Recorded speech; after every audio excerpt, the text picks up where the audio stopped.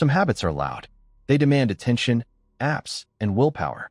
But the smartest habits are the quiet ones, the small daily routines that solve problems so smoothly you barely notice them working. Korea is full of these. Here are 13 genius Korean habits that quietly fix daily life, and most of them cost absolutely nothing. First, taking your shoes off the moment you step indoors. It's automatic, non-negotiable, and it changes everything about a home. The floors stay genuinely clean, the dirt and germs from outside stay outside, and the house becomes a place you can comfortably sit, eat, and sleep on the floor itself. Once you live this way, the idea of tracking street grime across your bedroom carpet starts to feel a little unthinkable. There's a psychological reset that happens too. Crossing the threshold and slipping off your shoes becomes a small daily signal that you've left the outside world behind and entered a space that's yours, calm and clean. The boundary between public and private becomes physical, not just imagined. Second, giving and receiving with two hands. When you hand someone money, a card, a gift, or a drink, you use both hands or support your forearm with the other. It's a tiny gesture, but it communicates respect and attention in a way a careless one-handed pass never could. It slows the moment down just enough to acknowledge the other person, and it quietly makes everyday exchanges feel more human. In a world of rushed, transactional interactions, that little pause carries real weight. It tells the other person they're worth a moment of your full attention.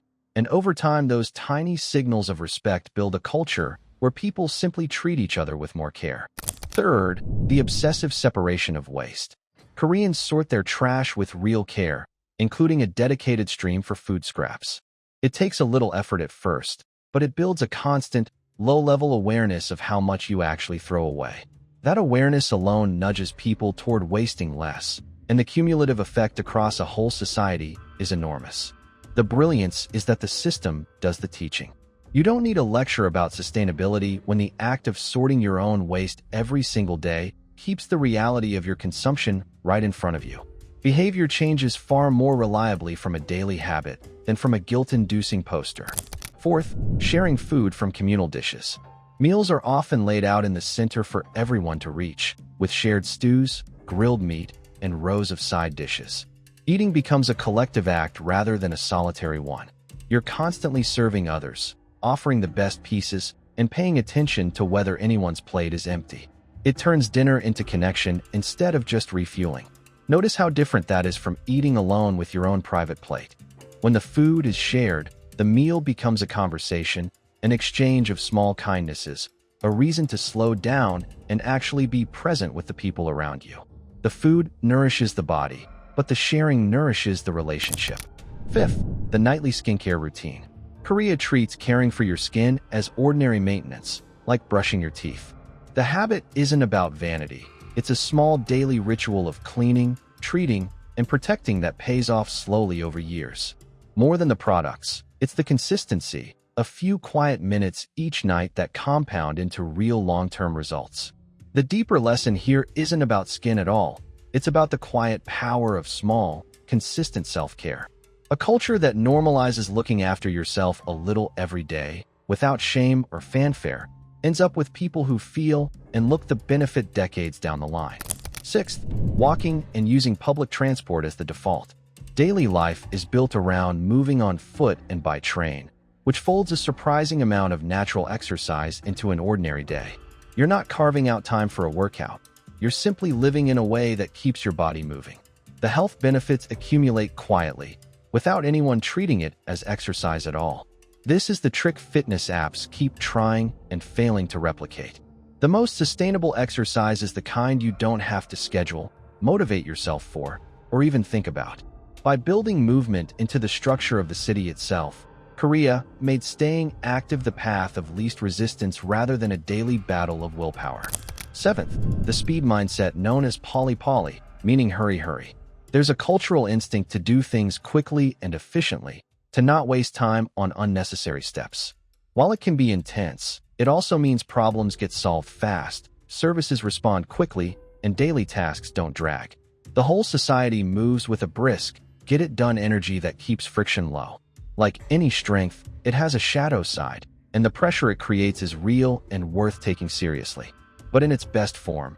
It's a refusal to accept needless delay, a collective impatience with the kind of pointless waiting and bureaucratic dragging that quietly steals hours from people elsewhere. Eighth, cleaning up after yourself in shared spaces.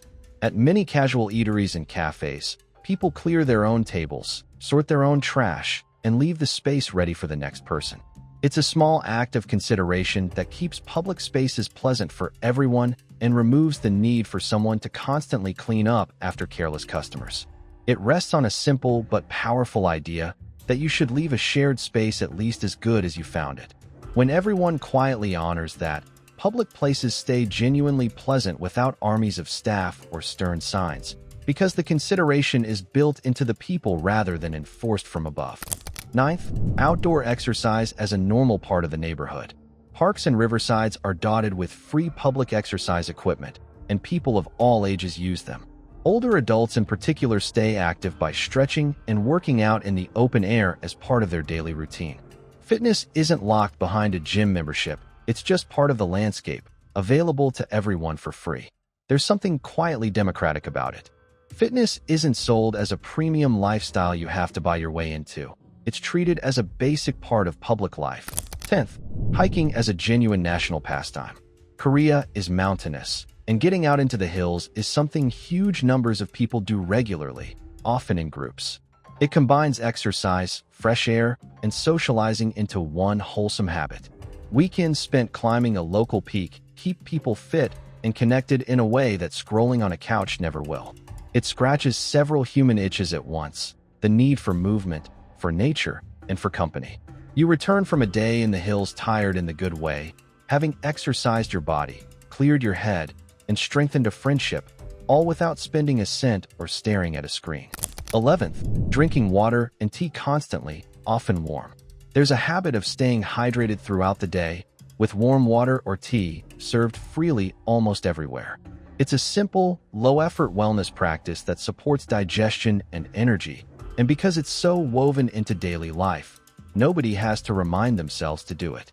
It can seem formal to outsiders, but it functions like social lubricant, reducing friction, preventing conflict, and making daily life among other people feel calmer and more predictable.